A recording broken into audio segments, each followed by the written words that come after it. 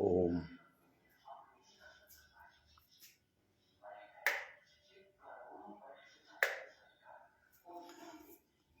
देखिए, सनातन धर्म की परंपरा बड़ी लंबे अरसे से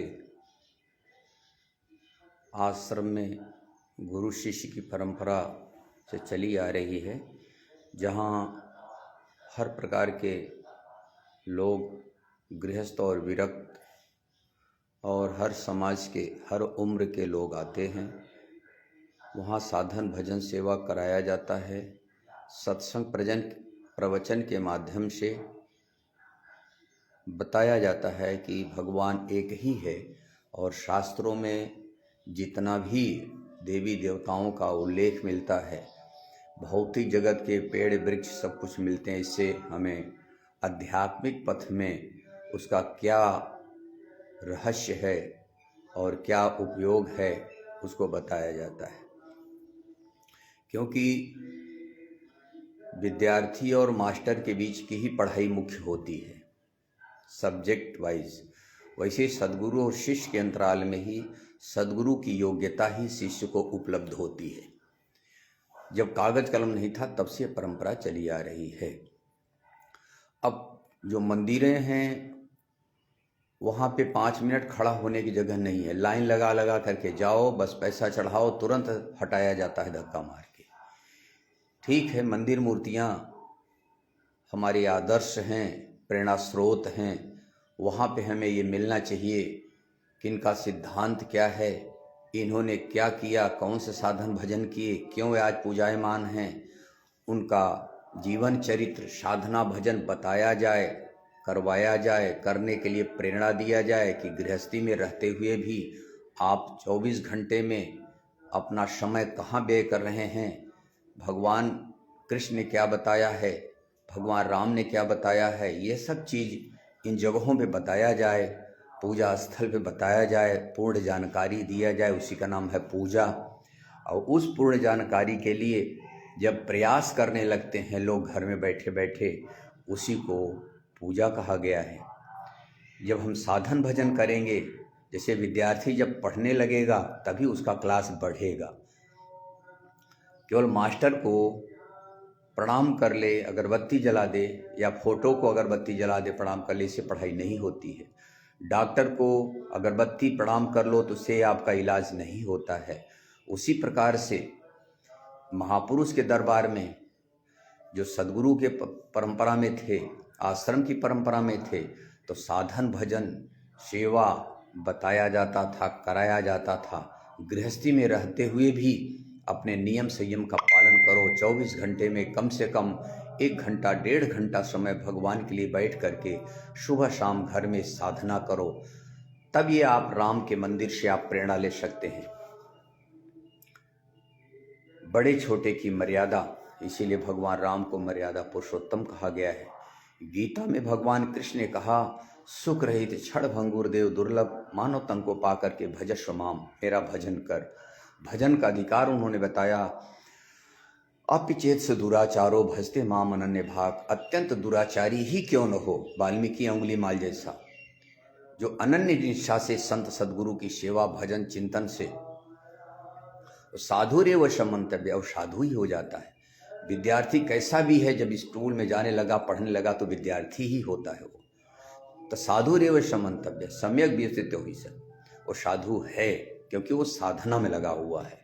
वैसे ही क्षिप्रम भवति धर्मात्मा, वह धर्म से जुड़ जाता है, वही सनातन धर्मी होता है। उसकी आत्मा जो सत्य शास्त्र सनातन है, वो धर्म के मार्ग में है। कौन? जो अनन्य भाव से एक परमात्मा का नाम का सुमिरण, सद्गुरु की सेवा चिंतन, हफ्ते में सप्ताह में 1 बार संत का शरण अवश्य होना चाहिए। उससे बैटरी चार्ज होती रहती है, ऊर्जा मिलती रहती है। न संसार का माया बहुत प्रबल है, वो घेर लेती है चारों तरफ से। क्यों? कि संसार में मनुष्य खड़ा है, वहीं से उसको दबोच लेती है माया और फिर आगे नहीं बढ़ने देती है। कहने भर का रह जाता है, हम गुरु महाराज से जुड़े हैं, हम भी ये गीता बांट लेते हैं। ऐसा नहीं होता है। क्यों? कि विद्यार्थी प्रतिदिन क्लास अटेंड करता है, कोचिंग पढ़ता है, लाइब्रेरी में पढ़ता है, फिर भी रिजल्ट कुछ न कुछ कम ही आता है संसारिक। लेकिन भगवान के रास्ते में अब साल में एक आध बार 2 बार चले गए गुरु महाराज के यहाँ, हाँ 2-4 ठे गीता बांट दिए तो कह दिए हम भी गुरु महाराज के भक्त हैं, ऐसे नहीं होता है। जहाँ भी आश्रम कुटिया है वहाँ जाने से आपको बैटरी चार्ज हो होती है। घर से आप वहाँ तक गए, जितना आपका समय लगा, जितना पैसा लगा, खर्चा, जितनी परेशानियाँ उठानी पड़ी, ये सब भगवान के ही अकाउंट में जाता है।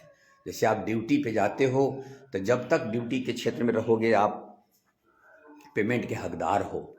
वैसे ही जितने भी मंदिर मूर्तियां हैं वहाँ जाने पर अगर वहाँ कौन सी मूर्ति है, इनकी क्यों पूजा की जाती है, इन्होंने क्या किया, कैसे साधन भजन किया, कैसी रही इनकी दिनचर्या, यही सब सीखने के लिए जाया जाता है। बुद्ध, महावीर, नानक, कबीर, दादू राम, दादू दयाल, जितने भी उच्च कोटि के महापुरुष हुए हैं, इनके जीवन में देखा जाए तो गुरु शिष्य की परंपरा में थे, साधना भजन किए और फिर धीरे धीरे कोई 1 जन्म में, कोई 2 जन्म में, कोई 100 जन्म में, कोई 200 जन्म में, अनेक जन्म संसिद्धिम ततो याति परमाम गतिम। भगवान कृष्ण ने कहा अत्यंत पापी ही क्यों हो, अपिचेदसी पापेभ्यो सर्वेभ्यो पाप कृतमः सर्वम ज्ञान प्लवेनैव वृजिनम संतरिष्यसि। पापियों का भी पापी सिरमौर का क्यों न हो, लेकिन जो अनन्य भाव से इस परमात्मा के साधन भजन के चल करके उस ज्ञान रूपी नौका के द्वारा, ज्ञान ही नहीं है कि कुछ भी हम याद कर लिए ज्ञान हो गया। ज्ञान कहते हैं अध्यात्म ज्ञान नित्यत्वम तत्व ज्ञानार्थ दर्शनम। आत्मा जो सत्य है, सत्य के गुरु के संरक्षण में जब आप साधना भजन करने लगोगे, नाम जब उनके स्वरूप का, तो वही स्वरूप आपकी आत्मा का वर्ण कर लेगी। वही सनातन जो आत्मा है वो जागृत हो जाएगी, अंग फड़ के स्पंदन होने लगेगा, स्वप्न दिखने लगेगा, आकाशवाणी होने लगेगी। उसको समझना ये ज्ञान है। इस ज्ञान रूपी नौका के द्वारा, उसी के सहारे आप भवसागर से पार हो सकते हो। नहीं कल क्या होना है हमको क्या पता है, हम बुद्धि से निर्णय नहीं ले सकते कल क्या होगा, लेकिन भगवान त्रिकालदृष्टा होते हैं। उनके द्वारा वो जो ज्ञान मिलेगा कि नहीं आगे ऐसे खतरा है, बचो इनसे, तब हम बच सकते हैं, अन्यथा हम अपने बुद्धि स्तर से नहीं बच सकते हैं। तो इसलिए यही गुरु शिष्य की परंपरा थी। बोलो गुरुदेव भगवान की जय। और आप लोग ये लाइव के माध्यम से थोड़ा हम कुछ सुबह आज बोल रहे हैं, इसमें सुन करके जीवन में उतारना चाहिए, आचरण में लेना चाहिए। बोलो।